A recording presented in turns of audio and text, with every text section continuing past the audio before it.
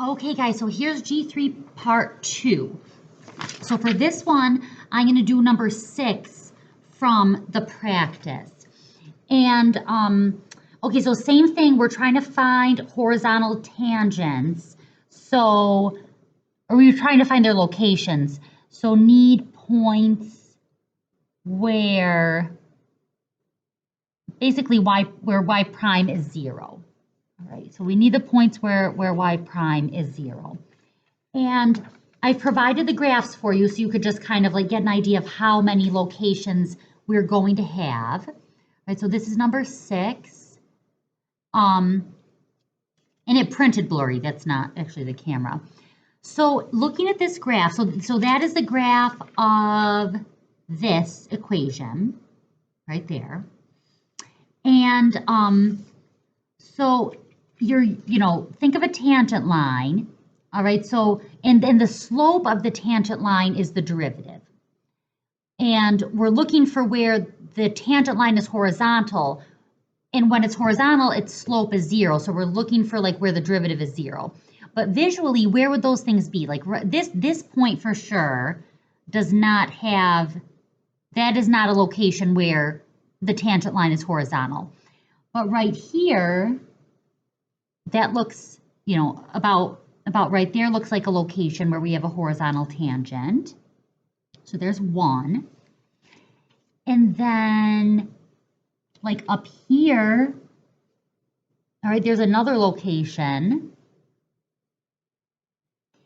And then, you continue, like about right there, we've got another horizontal tangent.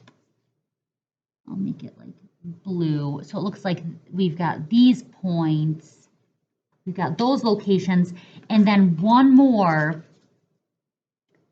looks like we got a horizontal tangent right there as well. So we're going to get we're going to expect 4 answers from the calculus. Okay, so yeah, let me do a line. Sorry. So it looks like we got one there. So we're looking for those 4 points, and we're going to use calculus and a calculator to get them. And it's the calculator stuff that takes a while. But in the end, it's going to save you a lot of time once you see this calculator stuff. So I'm going to take the derivative. So this is 4y cubed y prime plus y plus x y prime. I just did product rule. 2x, no, 6. 6x squared minus 7.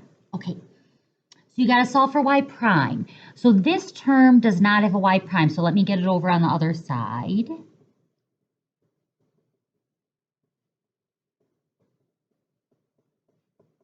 Okay, then I'm going to factor out a y prime, and you could do this faster than me, guys. Like a lot of you are going to be skipping some steps that I am showing, which is just fine. Okay, so y prime equals 6x squared minus 7 minus y all over cubed plus x. All right, so we want to know we want to figure out where y prime is 0. So I'm going to take, so I'm trying to figure out where this is 0. Okay, so we want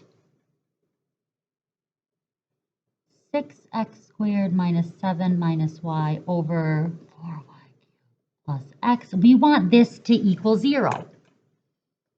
If you want to think of it this way, you could put the 0 over 1 and cross multiply.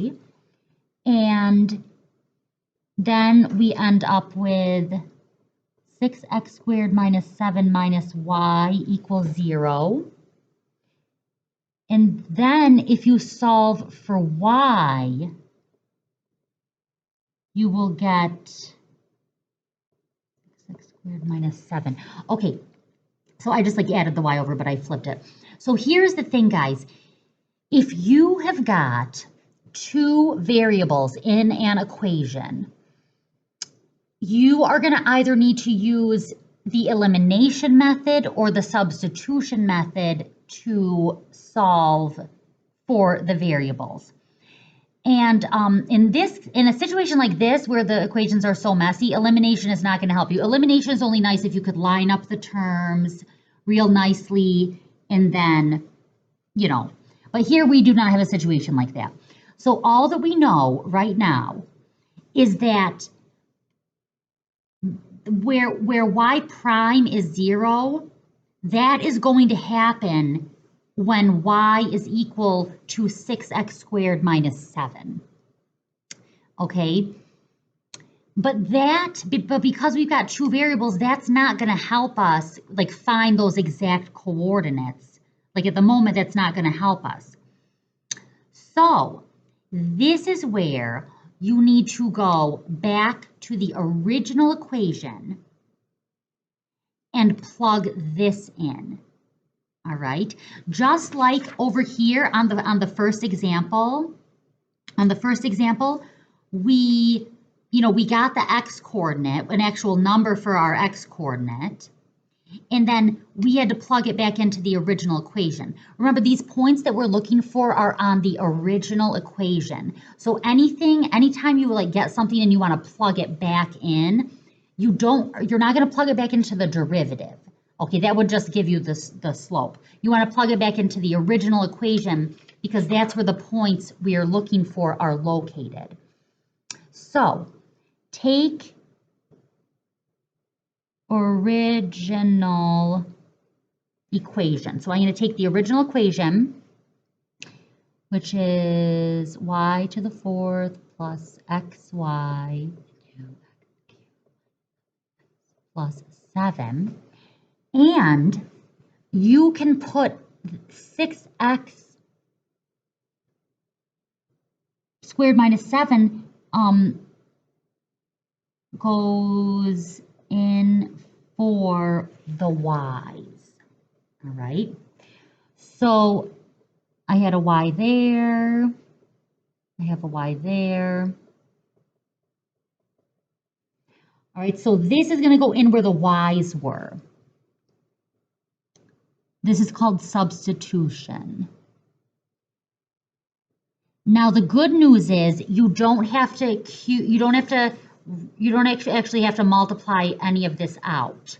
Like you could solve it that way algebraically, but we're just going to use our calculator. So in the calculator,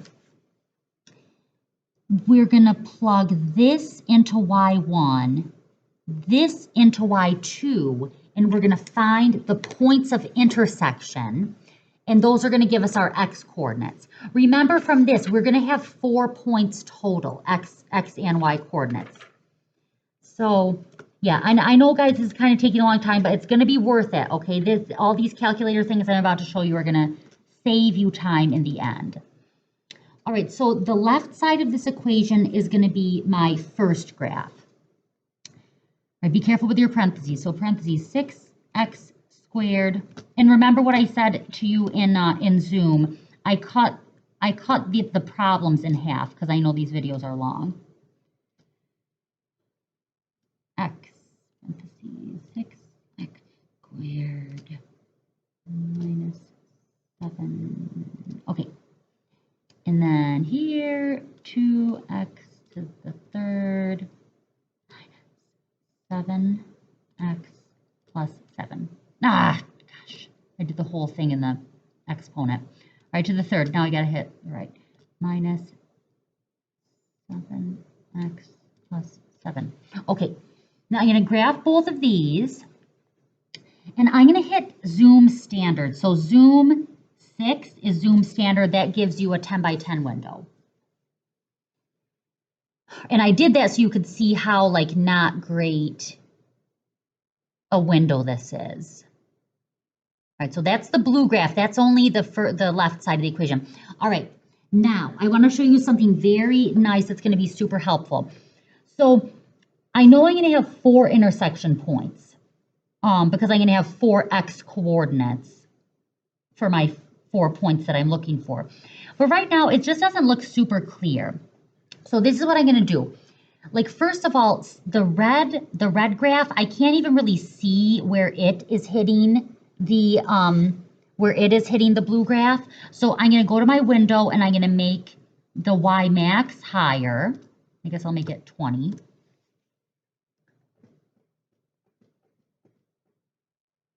Okay, so there's the blue graph. That's the left side of the equation. There's the right side of the equation. All right, now this is optional, but I highly recommend it. I'm going to use something called Zoom Box, which is a beautiful thing that's going to allow me to really control the window. And I want my window to just be right around where these intersections are. Okay, so zoom, and then you go down here. I learned this at, no, it's the first one. Zoom box. Okay, it opens up this like blinky thing. I'm going to put the blinky thing over here. Cursor, maybe it's called. So I'm putting this over here. That is going, when I hit enter, and I'm going to hit enter.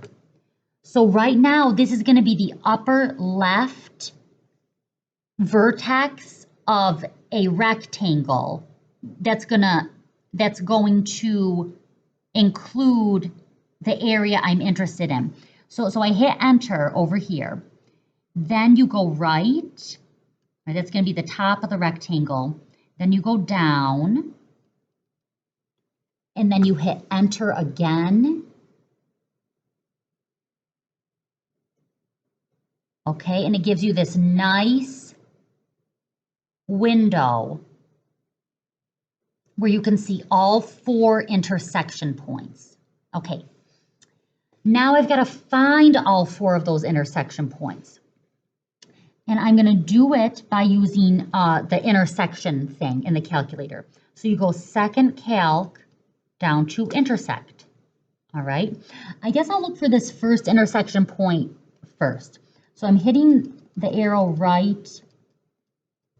Okay, and I want to get it as close as I can to that intersection point. I hit enter 3 times.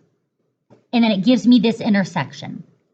Okay, now I'm going to go like this. So I'm going to have 4 points. Remember, 1, 2, 3, 4. I just found one of the x coordinates for one of my points. So 1.1524, I guess. All right. All right, so this x coordinate, it's positive 1.15. So it's definitely like one of these. I think it's probably this. I think it's probably the x coordinate of that point there. I still need to find the y coordinate of this. And in order to find the y coordinate, I'm going to have to plug this back in to, I would plug it into here because this already has y like solved for. But I'm not going to do that just yet because I'm going to save myself time by doing this. I'm going to store this as A. All right. So right now, guys, my calculator recognizes that X is this number here. So I'm going to go to my home screen. I'm going to hit X, enter, and look at that. There's that number. Now I'm going to store it. Store, and I'll store it as A. Okay, and I'm going to use it later. Let me go back to my graph. Now I will find this intersection point. So second calc, intersect. Whoops, let me get close. Enter 3 times. So I guess I'll put this here. So this is 0.9702. I'm going to store that as B. So home screen, X. Store it as B. So I'm hitting store. And then, oh shoot, what did I do? What did I do? B. Okay, so now that's B. Back to the graph, okay? Second intersect. All right, let me get closer to one of the others.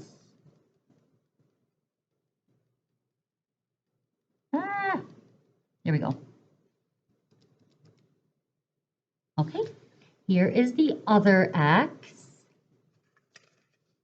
So this one is negative 0.9320. I'll store that as C. X stored as C. Okay, I have got one more.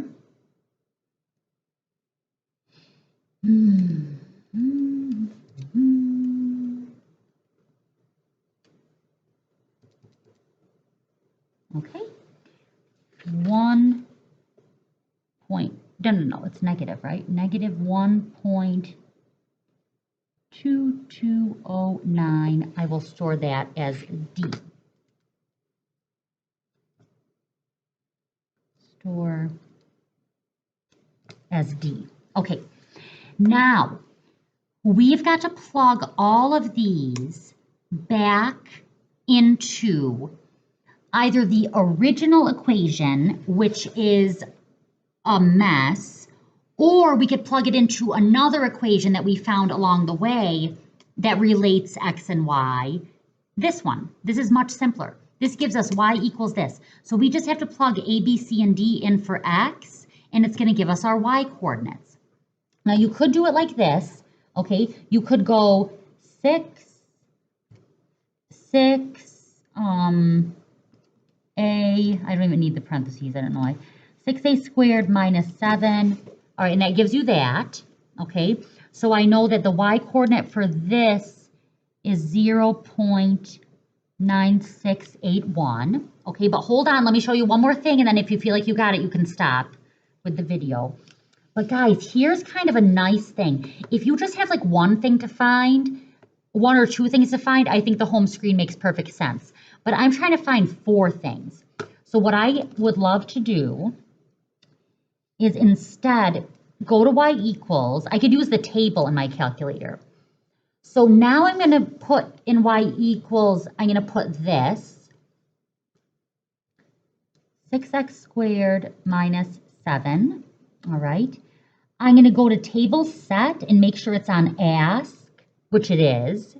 Okay, auto, that will generate a table for you, but ask is going to allow me to plug in A, B, C, and D and get the y coordinates. So now I have it on ask. I'm going to go to my table. Oh, can I clear that? No, darn it. Okay, I kind of already did this, so. All right, so, and then in my table, I can plug in A. Boom. It's right up there, and then I get that y coordinate. I can plug in B, and then I get this y coordinate. So negative 1.353. And you know what? If you want more decimal places, you just go to the right. You know, you just put the thing on it, and you can see more decimal places.